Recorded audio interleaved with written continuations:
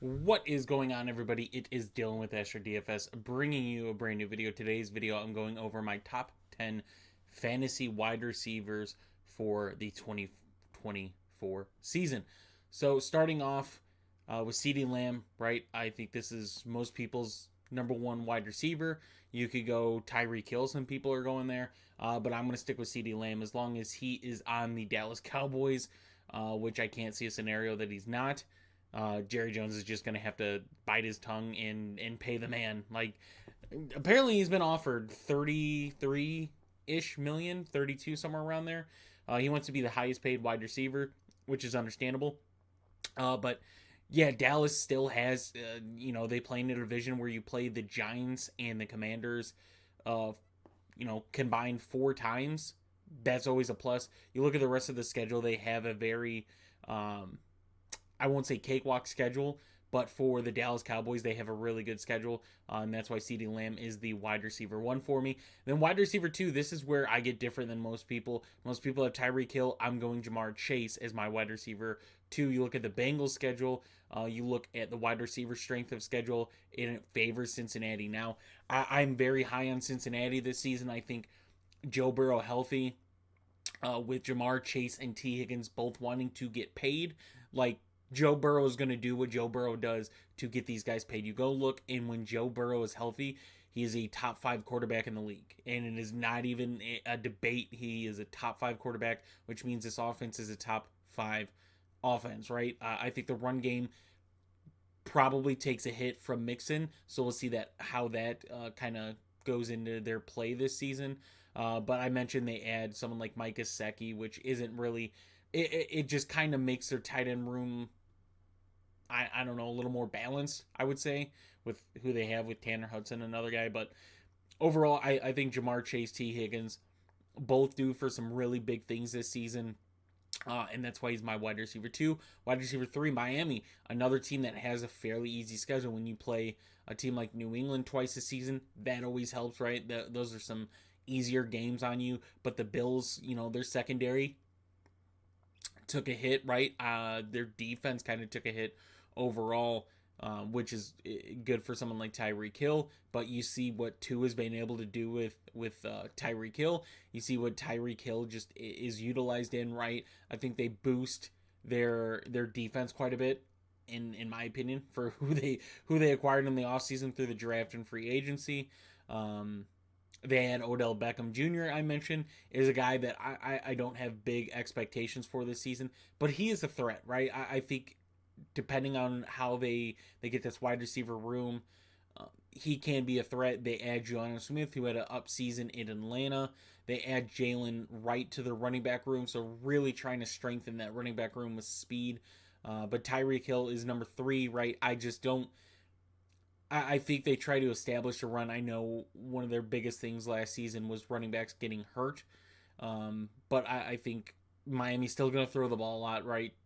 Tua should be a top 10 quarterback in passing yards, and Tyreek is the most unguardable wide receiver in the league, not for route running, just speed. So Tyreek Hill just slightly under Jamar Chase for me. Number four is Amon-Ra.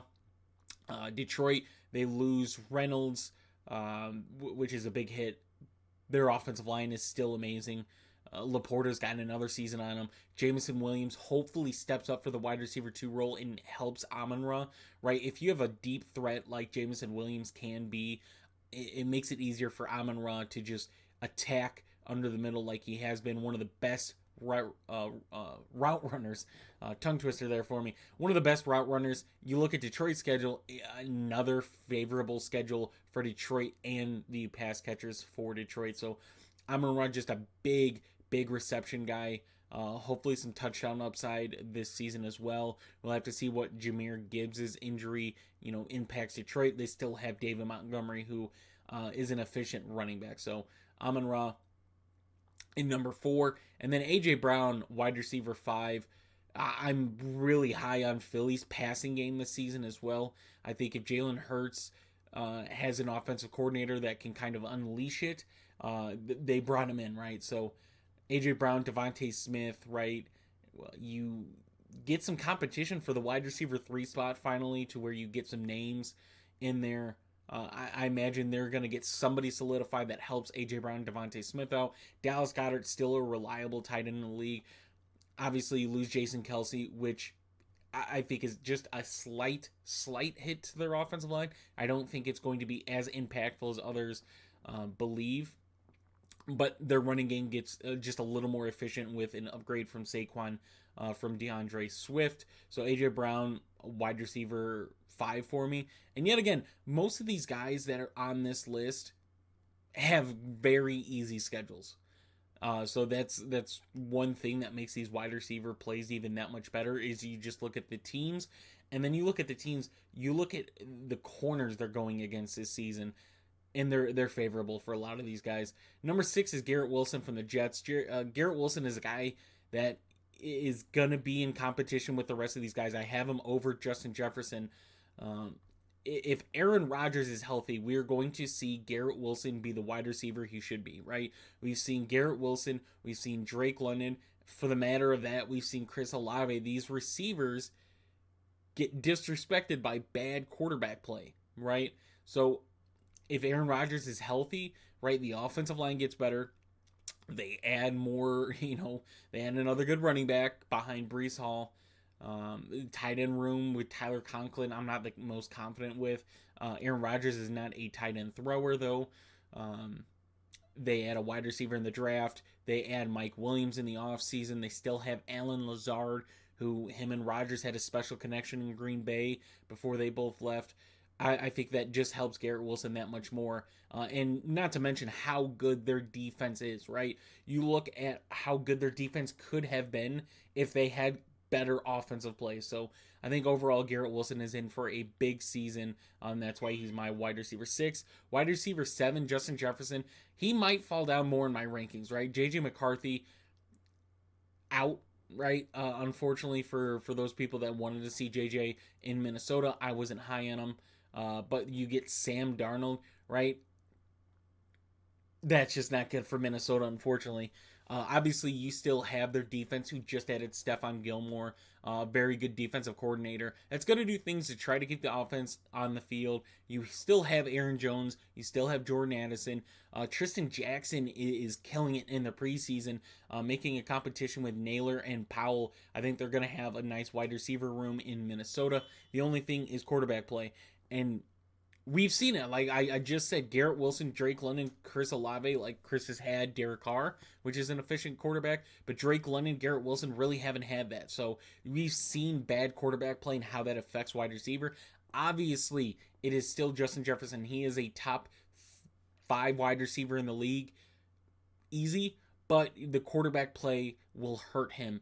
Yet again, it's not that he's a bad wide receiver. His ADP is kind of not where I want it for his situation. He's an elite talent, but the quarterback play hurts his value. So that's why he's wide receiver 7 and still may fall, but we'll see what that looks like. Number 8, Drake London. Yes, bad quarterback play. You look at Atlanta's schedule. They have an easy schedule this season. They add Darnell Mooney.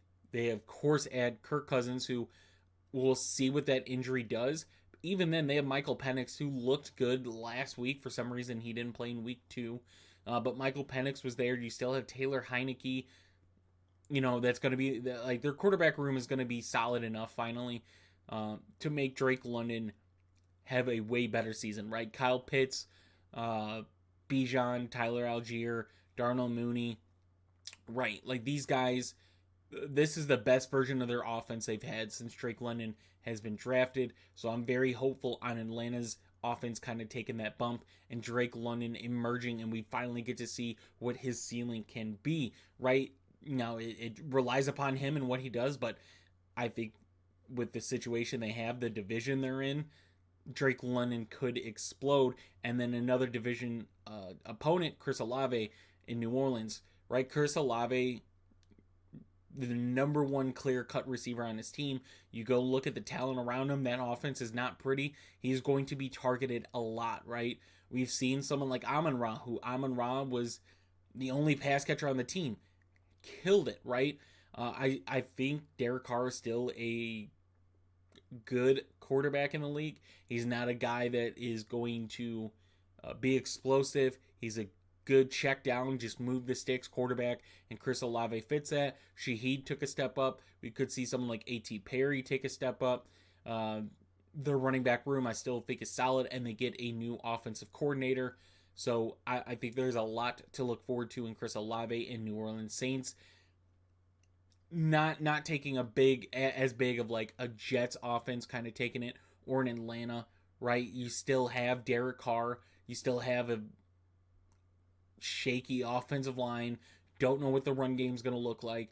Don't know what their defense is going to look like. But we know what Derek Carr is. We know what he can produce to wide receivers. That's why Chris Olave is wide receiver number 9. Wide receiver 10, and this one may change, right? I think Devontae Adams could move up into that wide receiver 10 mark for me with Puka Nacua. I don't want to go into a lot of detail in case he is hurt. If he misses, 2-3 games, that's very impactful, and that takes a hit. So we're looking at somebody like Devontae Adams.